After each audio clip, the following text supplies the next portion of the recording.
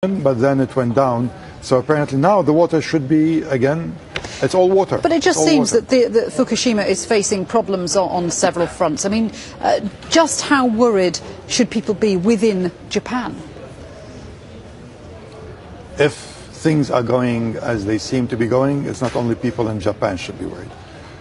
It could have international impact. It could have, depending on the winds. Now the winds in Japan are heading toward the sea, Pacific Sea, so that's fine. But if the wind patterns change, and if there are more serious events than what has happened until now, then dispersion to other countries will occur. Okay, Imad, very sobering information from you there. Thank you very much indeed for that, Imad Kaduri. Well, as we've been hearing, as the radiation seeps out of the nuclear power station, the wind direction is going to be crucial in determining just how far it contaminates. Aljazeera's meteorologist Kevin Korovo has more on that. We do want to keep you updated on what is happening across Japan in terms of weather. We have been fairly lucky over the last 24 hours. Most of the winds have been from the west towards the east. The reactors are located on that east coast, so most of the radioactive material has been blowing out towards the open water. Now, over the next 24 hours, we do think there's going to be a slight change in the winds coming out of the northeast down towards the southwest, of course, down along the coast. We don't think that's going to last very long at all. We do think that the winds are going to start to come more out of the west again, out towards the Pacific. So that is some good news. The bad news is, though, it is going to be raining, it is going to be snowing. We are looking at some contamination happening as that rain and snow fall. That could contaminate the ground as well as the groundwater over the next 24 hours, as long as the next couple of weeks. We are also watching how much of this material is getting into the upper atmosphere. If it gets into the jet stream, it's going to cross over towards the Pacific, anywhere towards parts of Hawaii, California, as well as in Alaska. We will keep you updated as this situation progresses over the next couple of days. Well, let's take a look at how radiation affects the human body. On Tuesday, radiation levels were more than 400 millisieverts per hour near Fukushima's plant gates. A single dose of 1,000 millisieverts affects the intestinal tract, causing nausea and vomiting. At higher levels, radioactive iodine can destroy parts or all of the thyroid. Intense exposure to radioactive material from 10,000 millisieverts per hour would do immediate damage to small blood vessels and probably cause heart failure. Earlier I spoke to Ahmed Bakr, a doctor at Al Ali Hospital here in Doha, about the different kinds of radiation. You might have non-ionizing radiation, which we get exposed to all the time, and the main effect would be heating.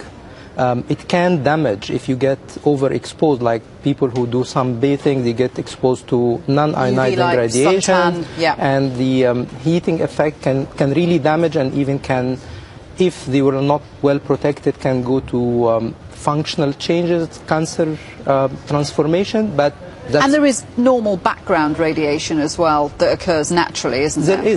There is actually background radiation, which even people or scientists nowadays, they started to think about beneficial effects about background radiations, because they think that they might stimulate your immune system, so you get protected, your immune system gets stimulated. Like when you're exposed to infection, it's not always bad. It protects you, it gives you some immunity on the long term and protection from allergy. So there is a term which is called now radiation hormones even. And if you get exposed to radiation and then you are not exposed anymore, then the effect will wane over time.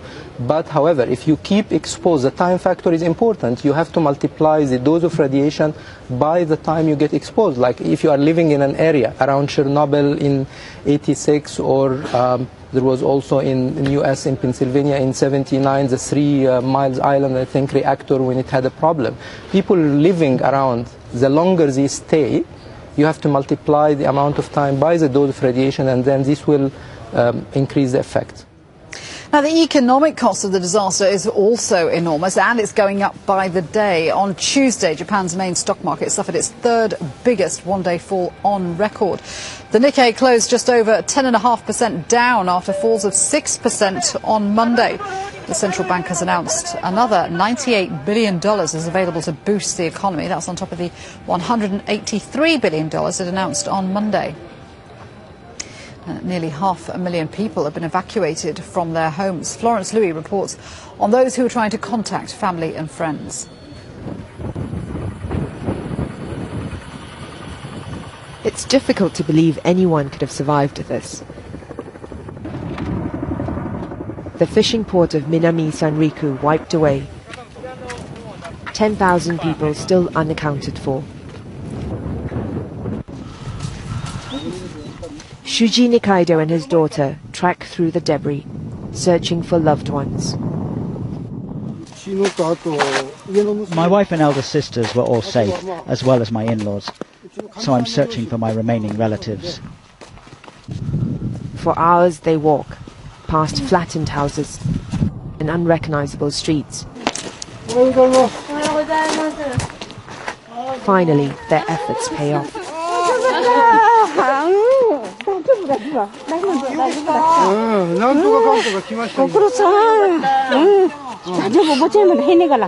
Theirs is a happy ending.